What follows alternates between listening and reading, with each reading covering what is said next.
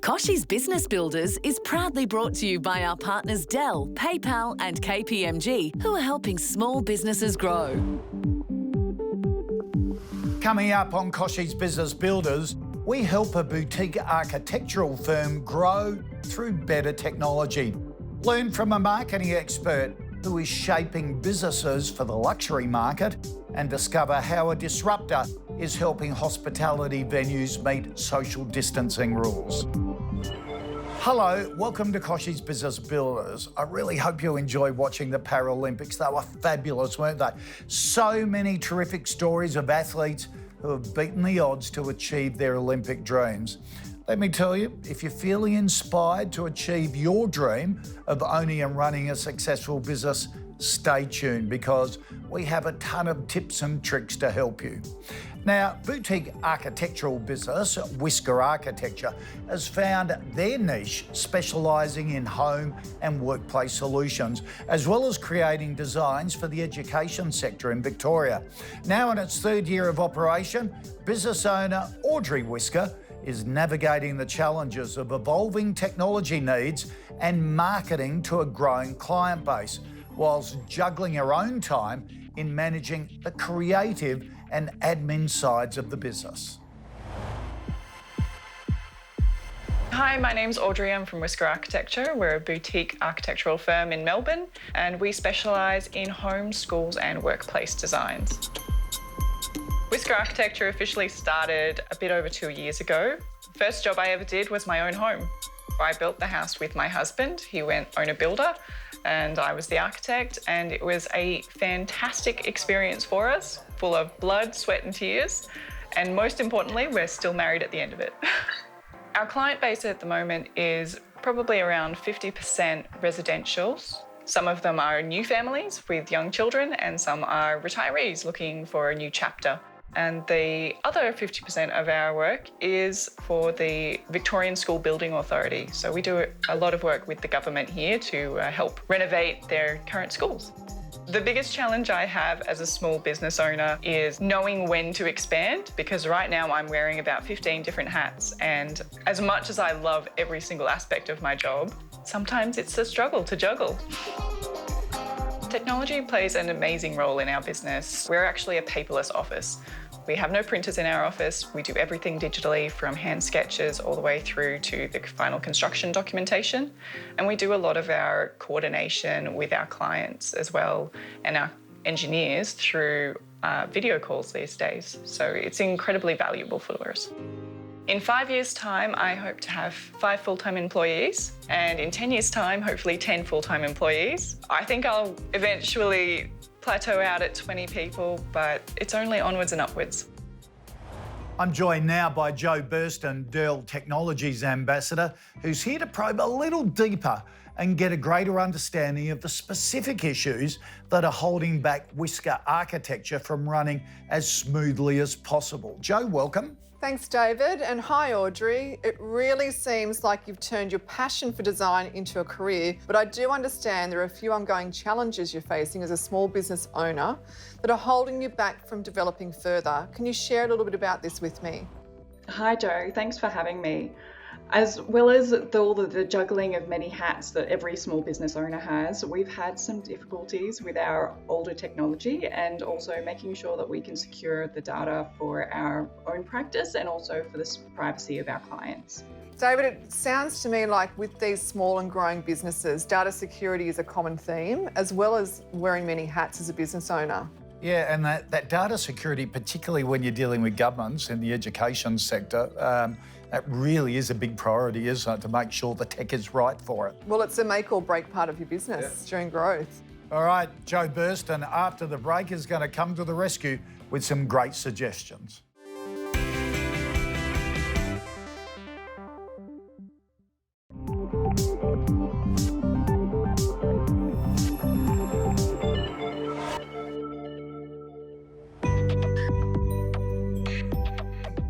Earlier, we met Audrey Whisker and heard about the problems she faces in her small business, Whisker Architecture, around securely managing her data and information with outdated hardware.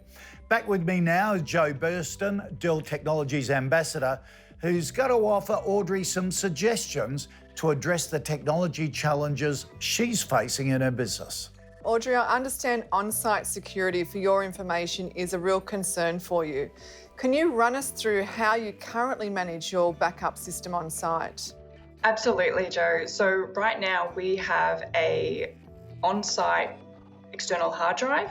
We back everything up onto that as well as the computers, and we have a backup to the cloud.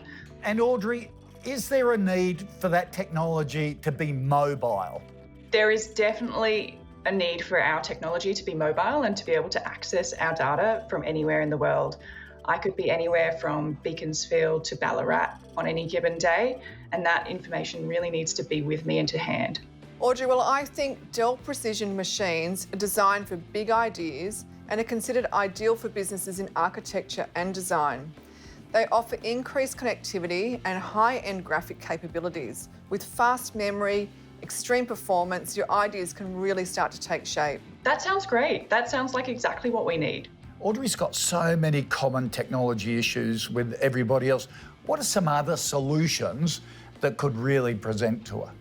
There's so many great solutions, and Dell Technologies with its advisors offer one-on-one dedicated support. They have tailored solutions for your technology needs, whether that could be your storage, laptops, your data centre or the cloud.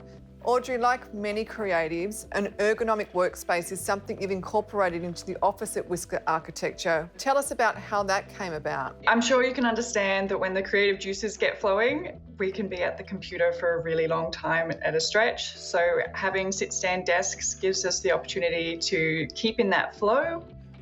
Audrey, COVID obviously is affecting every business and the lockdowns are really disrupting everyone's workflow. How have you coped, and have you found any silver linings for your own business? It's interesting you say that, Kochie, because lockdowns, although they've been really disruptive to a lot of businesses and families, are almost the birthplace of Whisker Architecture. So we started during the pandemic, and if not for all of this spare time I had saved from commutes, I may never have started the business and gone full-time and committed this much. Wow, so you've actually been born in COVID and lockdown as a business. Has anyone said if you can survive this, you can survive anything? Absolutely, and I hope that this means that we're going to be around for a long time. Oh, I'm sure you will with that sort of tenacity. Audrey, really great to meet you, and good luck with the future. Thank you so much. Thanks, Jo. Thanks, Kochie. Jo, that's a really inspiring story. That's wonderful. Unbelievable. Born in COVID. How many of these future success stories are we going to see? Hopefully lots of them. Thanks for all your advice. Well, now let's meet another entrepreneur who set up her business as a side hustle while managing a corporate career, something many startups can relate to. Kate Dillon is the founder of She Lion Bags and also the National Transformation Lawyer at Gilbert & Tobin. She shares her formula for juggling competing priorities. Hi, my name's Kate Dillon. I'm a big advocate for career by design or a portfolio career. Always been a closet creative as a lawyer. So in 2015, started my own business designing and manufacturing handbags to fulfill that creative need. Managing competing priorities is fundamental. I have to make sure that I'm 100% on task, whatever it is that I'm doing, so that if I'm in the office working for someone else, I need to make sure that I'm focused doing that work. By the same token, though, if I'm doing anything to do with my own business, I also need to have boundaries around making sure that that is actually the work that I'm doing as well and not work for anyone else. I know handbags, law and innovation aren't three words that you would generally hear together, but surprisingly they are mutually reinforcing. Having a background in law and having practiced for quite some time now, it definitely gives you the business acumen and the determination to go out and find the answer when you're running your own business. Likewise, running your own business gives you that whole commercial side and that absolute understanding that it is your money and the buck stops with you, that you can then apply back to clients when you're providing advice or helping them workshop their problems.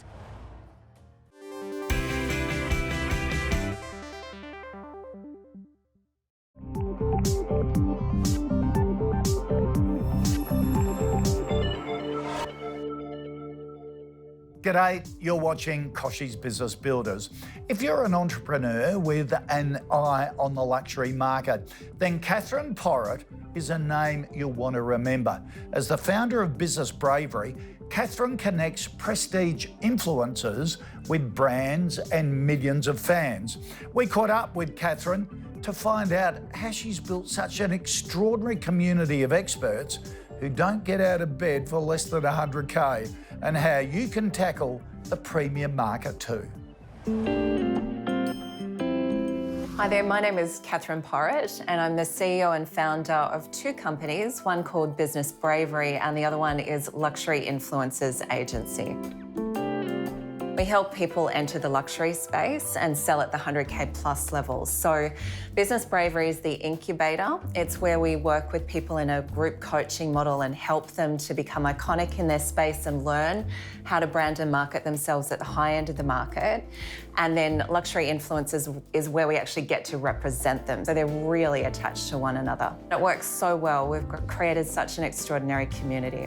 We represent people across all sorts of niches and spectrums, and that's where it gets really exciting for me. Our customer, our absolute perfect avatar, is someone who is exceptional at what they do. We've been able to consistently prove, if you're the best in the market, that you shouldn't really be getting out of bed for less than 100K. We've got 14 different ways that you can create these 100K plus offers. So a lot of our clients are creating literally millions at the top end of the market. True icons, true luxury business models tend to be in a category of one. If you're going to set yourself up as a personal brand who becomes an icon, the thing that's so incredibly important about that is really having this deep honesty, an honest, true conversation with yourself about the disruptive legacy that you want to create. So we talk about big, audacious goals, you know, an expanded vision of what you want to achieve with your life. I had another successful business. This isn't my first rodeo. I had an e-commerce business that was in the volume space, and I sold that business after 9.5 years. In this second business, I made a really conscious decision to be a completely different entrepreneur to the one that I was in my 20s with my first business. I was very frenzied and very frenetic, and I was very ambitious and competitive, and it stood me in great stead. We did really well. This time, in my mid-40s, I've played things so much more calmly and deliberately, and I've got a level of business acumen that's so much more powerful than what I had in my 20s, and that's just come from experience. Stephen Permutico is one of Australia's leading entrepreneurs in the food and tech space. Stephen first came on the scene in 2007 when he revolutionised the Aussie restaurant industry by creating Dimmer online restaurant reservations. In 2015, he sold Dimmer to TripAdvisor, but he hasn't been sitting idle since then. This time, he's put his thinking cap on to deliver Me and You, another tech innovation that's set to change the way we order and pay at hospitality venues.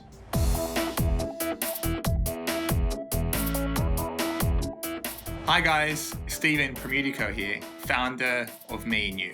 And today I wanted to have a chat with you about how we're using technology to transform the hospitality experience. So just like I can push a button and get a taxi to my house, I can now push a button sitting at my table with my friends and family using PayPal at the touch of a button and get a burger and a beer delivered to my table. So PayPal has been a really key part of allowing us to get the average transaction speed down from what used to be a couple of minutes down to an average of just 35 seconds. My best tip for businesses looking to go cashless is don't think about it, just do it. Me and You's 100% cashless. We see significant benefit for any business that goes cashless. Firstly, their transaction is so much faster and so much easier. Secondly, it's cleaner and more hygienic, and it's just better suited to the convenience that we all desperately desire in today's society. So don't think about it, just do it. Stay tuned, because after the break, we reveal why Aussies just love online shopping.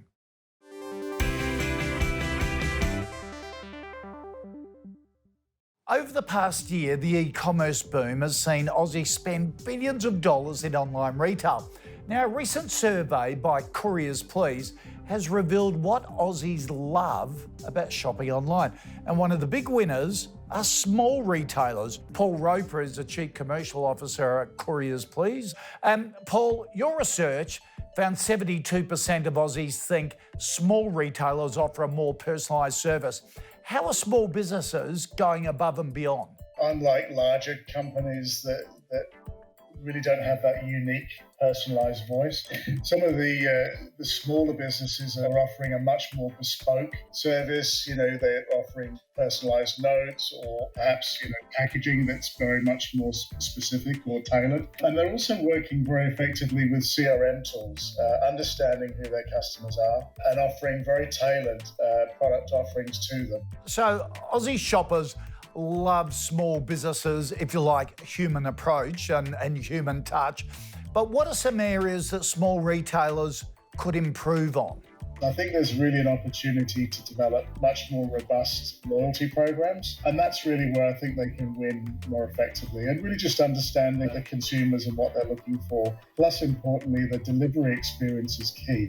So, Paul, how important is it for small business owners to have a seamless customer experience? It's really important having a really robust return strategy to give consumers comfort that they can return a product if they need to. And that's really where Couriers Please has scored quite a few points over the last 18 months or so. We launched a Couriers Please return service, which is a contactless return service that really allows consumers a very efficient way of returning goods if they needed to. Paul Roper, it's fascinating research, a lot that we can learn from it. Really appreciate your time. You're welcome. Thanks, David. And finally this week for Ask Kochie, I have a question from Sydney-sider Zach Taylor. Hi, I'm Zach Taylor. I run my own fitness business, but COVID has really thrown a spanner in the works with the uncertainty of lockdown. I know about the main government grants for businesses affected by COVID, but are there any other grants that I might not know about, and how do I get them? To help me answer Zach's question, I'm joined by Christina Kipper, partner in charge of mid-market at KPMG Australia. Christina, thanks for joining us. I need all the help I can get with this because we hear so much about the COVID packages from New South Wales and Victorian governments, but what are some of the other grants that are available for small business to use? Well, there are many government grants available both at federal and state level. These are typically aimed at growing priority sectors, the regions, and of course, job creation and skills development is always high on the government's agenda. So there is the Jobs Plus program and the Regional Job Creation Fund for those who are trying to expand their footprint in New South Wales. And then there is, as another example, the Victorian government's Digital Jobs program, which helps with training and internships. So it's always worth exploring what support is available. Too right. What about businesses that have pivoted their products and services and need capital to grow? How easy is it for them to secure grants? Well, that depends on the type of grant, Kochie. Take the Export Market Development Grant, which is great for businesses who are targeting offshore markets. If you qualify, you can access it.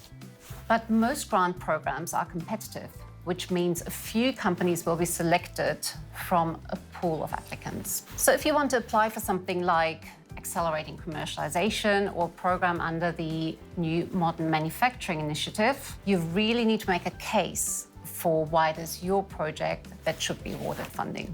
Wow, so you don't automatically get the grant. It's almost like a beauty parade. You advise KPMG companies to apply. What's your advice to them to actually stand out? So to start with, Kochie, we always say make sure that the program is right for your business and for your project. Read the guidelines to understand what the program intends to support. And if possible, even engage with a relevant funding body to pre-qualify your project.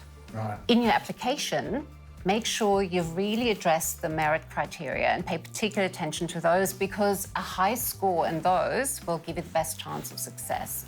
And finally, support your application with strong evidence, such as a compelling business plan, letters of support from project partners, and also ideally commitment from other funding sources. Get advice, don't do it on your own by the sound of it. What if you're an innovation business and involved in research and development?